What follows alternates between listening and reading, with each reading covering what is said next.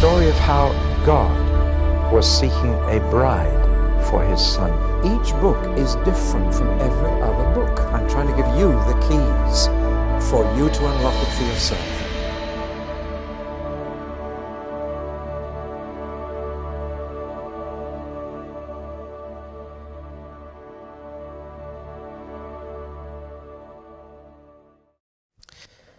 We shall shortly be studying Malachi, the last book in the Old Testament. But before we do so, I just want to spend a few minutes talking about an important question that arises from all the Old Testament prophets, and especially those we've been looking at. Most of the Old Testament prophets make predictions about the future of the nation Israel, the Jewish people. And yet you can go to many churches in this country and other countries and never hear about any future for God's people Israel. And there's a reason for that. And that is that there are different ways of treating these predictions about the future of Israel. 3 different ways, in fact. And possibly the majority of Protestant churches in the West treat these predictions in a different way from the way I've taken them in the introductions that I've given you to the Old Testament prophets. Things that are promised about the future of Jerusalem and the future of Israel and their place among the nations and so on, will these actually come true? Now, the 3 positions are these. First of all, one group of Bible interpreters say all these promises were conditional. They were always conditional on Israel being faithful and obedient to God, and that therefore, because they were not, all these predictions have been cancelled. They've fallen to the ground. They will never happen, because the conditions attached to them were not fulfilled. Because they were conditional, in other words, these things can happen if you cooperate. And that having not cooperated, and in particular, having refused Jesus as their Messiah, the Jews have now forfeited their entire future. And all these predictions have fallen to the ground. They will never happen. They might have happened in the past, but in fact they never were fulfilled and never will be. That's one reason why some preachers never talk about Israel or its future. The second approach is that they were unconditional, that it's not a case of they will happen if, but they will happen whether or not. That they are unconditional, that God has said, this is what I intend to do, and I will do it. But even within this group of those who take these predictions as absolutely certain to happen, there are 2 totally different ways of saying how they will happen. And probably the major way in which churches say they will happen is to say that they are already happening to the church, and that these predictions are already being fulfilled in a symbolic or spiritual way in the church. And this is the view we call replacement theology, that the church has replaced Israel. And therefore all the predictions made to Israel are now to be fulfilled in the church and are being fulfilled in the present, but in a spiritual way, not in a literal way. So that we are being brought to the heavenly Jerusalem, not an earthly one, and the promises of fertility and blessing are seen in church growth and so on. It's intriguing. I can't help being a bit sarcastic here, because all the predictions of blessing are applied to the church, but all the predictions of cursing are quietly put in the waste paper basket. And this seems to me an awful way of treating the Bible. The old authorized versions, if you go through the prophet Isaiah, every blessing promised, it says blessing on the church, and every curse promised says curse on Israel. And this seems to me a bad case of prejudice. But this would probably be the majority view in many churches, that the church has replaced Israel. God is finished with Israel altogether. We have to evangelize them like we evangelize any other nation. And that's all there is to it. They don't have any future as a people. But individual Jews who get converted, they have a future along with us Gentiles in the church. And this habit of calling the church the New Israel is very, very common. And yet the name Israel occurs 74 times in the New Testament, and not once is it clearly applied to the church. In 73 of those, it is clearly applied to the Jewish people. There's only one verse that could be a little ambiguous. Now, that's not enough to apply the name Israel to the church. And I believe we shouldn't call the church the New Israel. The New Testament doesn't do it. But that's that second view. So that it says these predictions made to Israel are now being fulfilled in the present, in the church, but in a spiritual way, and therefore are fulfilled by Christ's first coming. The third and last view, and the view I've taken when I've been teaching the prophets to you, is that those predictions were unconditional, they will happen, but that they will happen literally to Israel, as God said they would. And that therefore most of them are still future. The phrase, then all Israel will be saved, is taken by these people to mean the church will be complete. But here it's that Israel will be saved. And therefore the fulfillment of these predictions tends to focus on the second coming rather than the first coming of Christ. Now here are three positions, and you must work your way through and come to your own conviction about these. But some of the decisive factors to me are particularly Paul's section in the letter to the Romans, and particularly Romans chapter 11, where he says, has God finished with the Jews? Never. They may have rejected him, but he hasn't rejected them. And the fact that people like Malachi say, I hate divorce. God doesn't give up that easily on a people. He said to them again and again, you may break my covenant with you, but I will never break it. And the fact that Israel is still around, I believe to be proof that God keeps his word. They are still his chosen people, even in unbelief, because he chose them, and he doesn't go back on his promises. Well, now, I've given away my position, it's there, and therefore the second coming seems to be a focus for much of the fulfillment of all this. I do find that these people have a very hazy view as to why Jesus is coming back. If you ask them, do you believe Jesus is coming back? They say, oh yes. Then why? What do you think he's coming back to do? Take us to heaven, but you'll already be there if you've died. Why does he have to come back? And why does he have to bring all of us back? Why do we have to live on earth a second time? You do realize that, don't you? That when he comes, God will bring with him all those who have fallen asleep, so that all Christians are going to live on earth, this earth, a second time. That's where we're going to get our new bodies. You don't need a new body in heaven, but you do need one to live here. So why are we all coming back and getting a new body down here? There's some great purpose to be fulfilled here, long before there's a new heaven and a new earth. I believe the answer to the question, why has Jesus to come back? It is to reign over all the nations, and then we'll shout, hallelujah, the kingdoms of this world have become the kingdom of our God and of his Christ, and he shall reign forever and ever. Well, that's the explanation. Now let's move on to the last book in the Old Testament. And this happens to be the last video I make on the Bible. We've made 65 others, and this is the last book that we're putting onto video. The background to Malachi is much the same as for Haggai and Zechariah, only worse.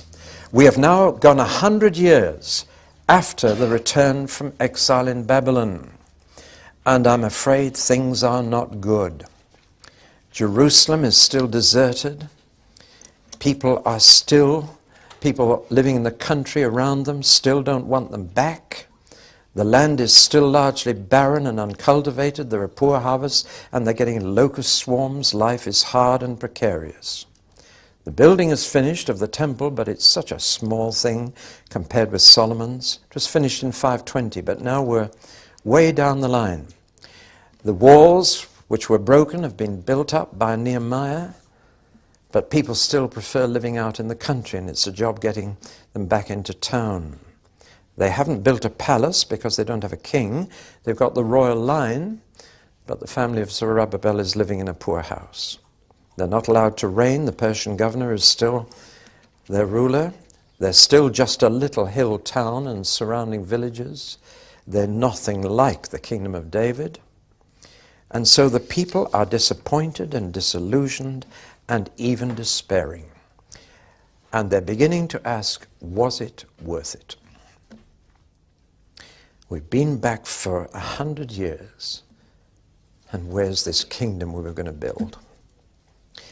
And so they were asking a question which I'm afraid people ask today. I can put it very simply. They were saying, why bother? And therefore they were becoming complacent, contented, they were settling down, and this depression was having a devastating effect on their religious life for a start. They'd learned the lesson about idolatry in the exile. They never went again after other gods or changed their religion, but their religion had become a formality. They still went to the temple, but it was largely out of tradition. It was ritual without reality. It was no longer a priority. And they were now asking what was the minimum amount of time they need spend on religious activity. And what's the minimum amount of money they could get away with. How small a coin they could put in the temple collection. A tip instead of a gift. And I'm afraid the fact is that the more you put into your faith, the more you get out of it. And the less you put into your devotions, the less you get out of them. And the priests were like the people. I'm afraid by the time Malachi came along, the priests were just doing it for a living. They were honestly not bothered about how many people came to attend the services, as long as they just got through it and got their living. I'm afraid that's true also today. And they were neglecting teaching the scripture. They were just keeping the services going in a casual and careless manner, as if anything would do for God. No longer did they offer the best. They just kept it going. Not only had this an effect on their religious life, but when you get that attitude to your religious life, it begins to affect your moral life too. And sure enough, this was happening. When you say, why bother about God, it's not long before you say, why bother trying to be godly? Or to put it more simply, when one generation gets this way about God, why bother about God, the next generation will be saying, why be good? And we have lived to see that in our lifetime, because we are now in the third and fourth generation away from church. I remember going into a factory canteen to speak to the men, and a man got up and challenged me at the end. He said, I'm not boasting, but he said, you ask the other workers here who they go to when they're in trouble and who helps them. He said, they'll say me. And he said, I'm not boasting, I'm just telling you facts. Come to our street. And he said, you'll find, ask all my neighbors, who's the man who helps them most when they're in trouble? And he said, they'll say me. Now he said, I don't go to church, I don't read my Bible, I don't say my prayers. How do you explain that? And he was taking the old line of, I can be as good a Christian without going to church as you. He said, how do you explain that? He was saying, I don't bother about God, but I live a good life. And I had to ask the Holy Spirit to give me a word of knowledge. I said, your grandfather went to church, didn't he? Your grandfather prayed, read his Bible, didn't he? He said, yes. So I'll tell you something more. Your grandchildren won't be like you. Because if you don't pass God on, you can't pass goodness on. And you see, you can live for a couple or 3 generations on the faith of your forefathers, but then it runs out. And goodness disappears when God disappears. This is what Malachi was finding. And so the people were just saying, look after yourself, look after number one, make as much money as you can, and give as little to God as you need. They'd got into trading, and Jews are good at this. And even though they knew trading was wrong on the Sabbath, do you know what they did? They built out-of-town supermarkets just outside the gates, so they could open them on the Sabbath. Isn't it interesting? Consumerism took over. It had a devastating effect on family life. Why be faithful to God soon becomes why be faithful to your wife. And so, especially when your wife gets older and loses her sex appeal, why not trade her in for a later model? Which is what they were doing. And it's all happening again. Furthermore, they were rather short of women, because most of those who'd come back from Babylon were men. And in the shortage of women, they said, well, nothing wrong with marrying outside of the people of God. Solomon did. Why shouldn't we? And so not only were they divorcing and remarrying, but they were remarrying non-Jewish women against the law of God. And so I'm afraid the city of Jerusalem was being filled with abandoned wives. And there were no state welfare then. They had a pretty rough time. Widows and orphans and abandoned wives. Now when times are bad, you've got to find someone to blame, haven't you? You've got to find a scapegoat. Now we've all got one. We've got the government. And they are honestly a very convenient scapegoat. We talk about them as if they've got pots of money, and they have not a penny. They've only got what they take from us. And we think we've got limitless resources, and we blame the government for not spending money on this, that, and the other, as if they have money to spend. They don't. We want them to reduce taxes, but we want them to spend more. And it's crazy, but they make a good scapegoat, and every 4 years we can kick them out. But of course they hadn't got a government to blame, but they did have a God to blame. And that's precisely what they did. And they said, God's not bothered about us, so we're not bothered about him. It sounded very impressive. They said, God has stopped loving us, so we've just stopped loving him. They said, we can't believe in a God of love. Look at the situation we're in. We're having to look after ourselves. He's abandoned us, so we might as well just look after number one. Now, their criticism of God had two sides to it. On the one hand, they said, God doesn't reward good living. And on the other side, he doesn't punish bad living. So why bother? Now, this seems so real and relevant, doesn't it? There's so many people who think and talk like this, or if they don't talk like it, they live like it. They don't bother about God because they say he doesn't bother about us, how we live. And God seemed to be doing neither. So why bother to keep his laws? What's wrong with bending his laws? Now Malachi had to deal with this situation, and he came. His whole prophecy is in prose, not poetry. And that to me is a very serious indication of something. It indicates that God has lost his feelings for his people. And that's precisely what had happened. God had lost his feelings for his people. And he wasn't going to talk to them again for another 400 years. And this was his last word. It was a very cool word. It's not a warm word. It's not a heart word. It's a head word. It's cool. It's argument. And Malachi is unusual in that he's the one prophet who had arguments with people, and he obviously spoke this word and was heckled because he reports the heckling. They were offended by his preaching because his basic message was, you started all this. It was not God who stopped being bothered about you. You did it first. Much the same as Haggai. He says, you stopped bothering about God, and that's why he's not bothered about you. And that is how God responds to a human situation. Romans 1 again. Paul says, men gave God up, so God gave men up.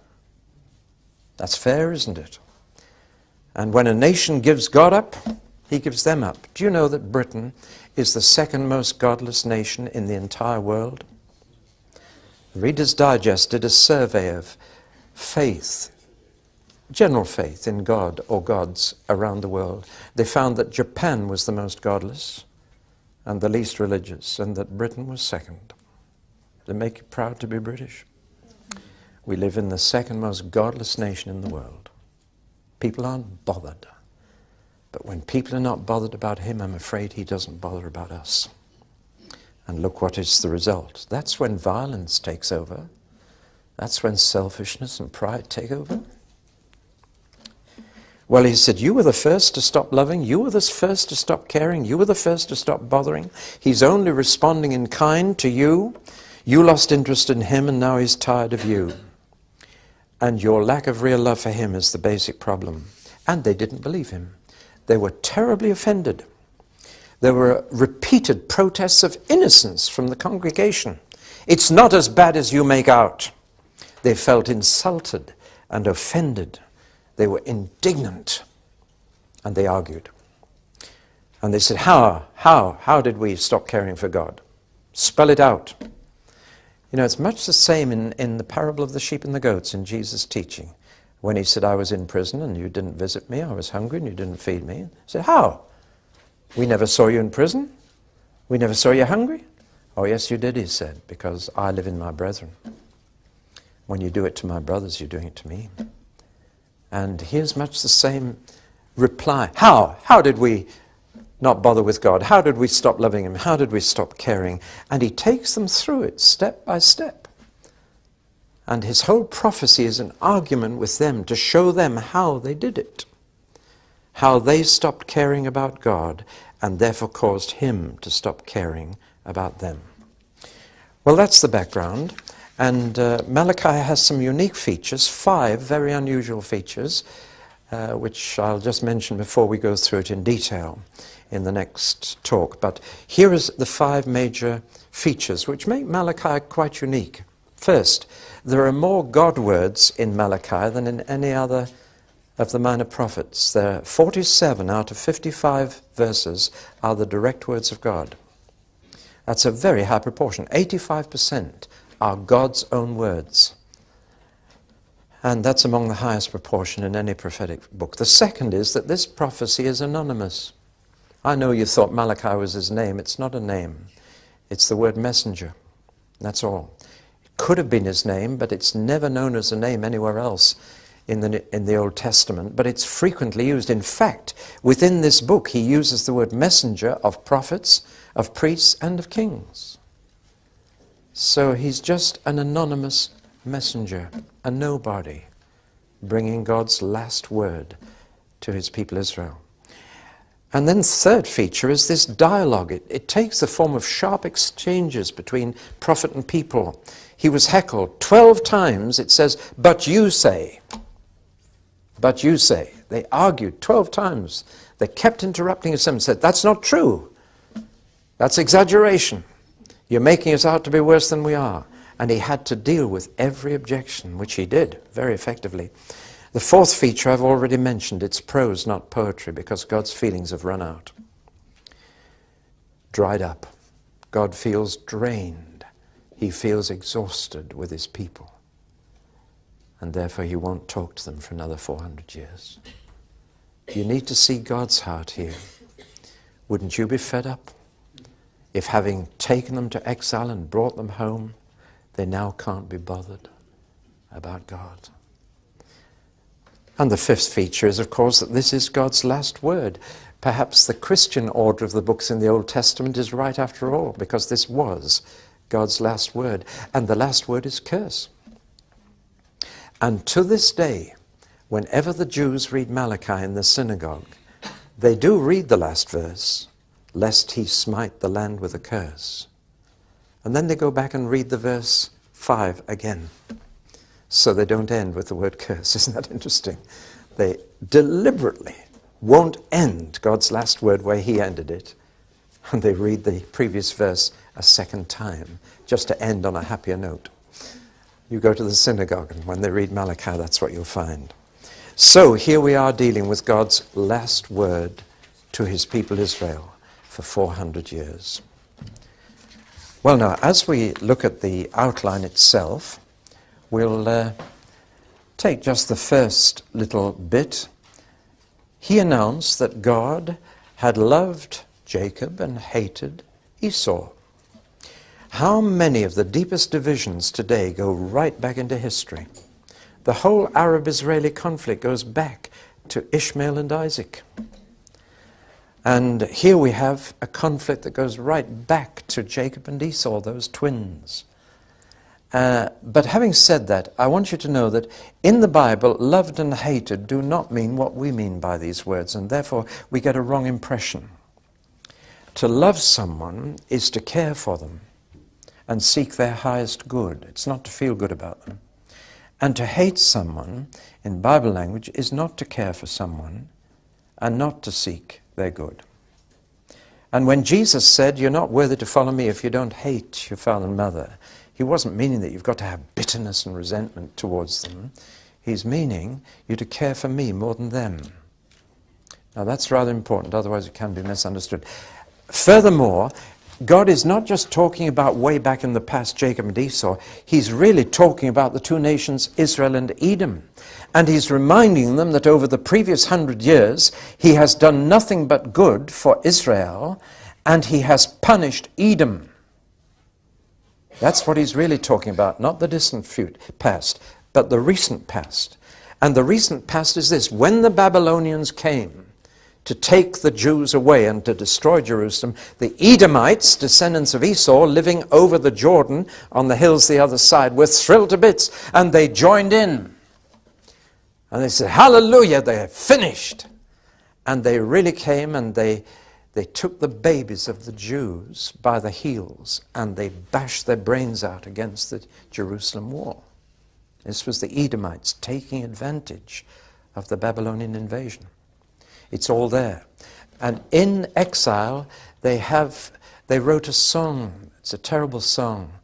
It goes something like this. I can't just quote the exact words because I want to give you the gist of it. We hung our harps in the willow trees. How could we sing the songs of Zion in a foreign land? May my tongue cleave to the roof of my mouth and my hand forget its cunning. If I forget thee, O Jerusalem. You know the psalm. And it ends, happy shall he be who dashes your babies against the stones. Edom. And you get a picture there of what happened. It wasn't just that the Babylonians took them. Edom joined in. The descendants of Esau came against the descendants of Jacob. Since then, God has punished Edom. In a few months' time, some of us will be in Petra. That's where Edom lived. It's now an empty ruin. That was Mount Seir. That's where the descendants of Esau lived. And God threw them out of there by bringing the Arabs to throw them out. And they had to go and live in the Negev desert, where there was no crops, and they had to scratch a living as virtual Bedouins traveling, Edomites. And so the name of the Negev, that desert in the Sinai Peninsula, became Edom. And they had to scratch a living as wanderers in the desert of Sinai. That's where Idumea, the Edomites, lived after they were thrown out of the magnificent town of Petra where they'd lived. God says, Esau, I've hated, I've done that to them for what they did to you. Remember that, I've loved you, and I haven't cared for them. And it was from the Edomites that King Herod came.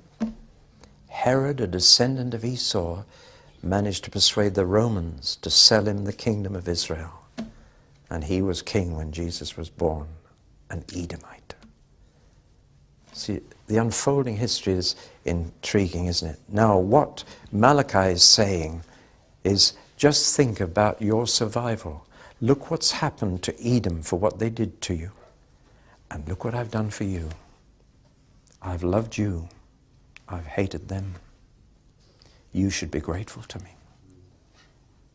In other words, when you're complaining about God, just think about what he's done to other people and think about what he's done to you. And you'll be jolly grateful. It's on that basis that he then begins to deal with the accusations that they've stopped bothering about God. And we'll look at that in the next talk.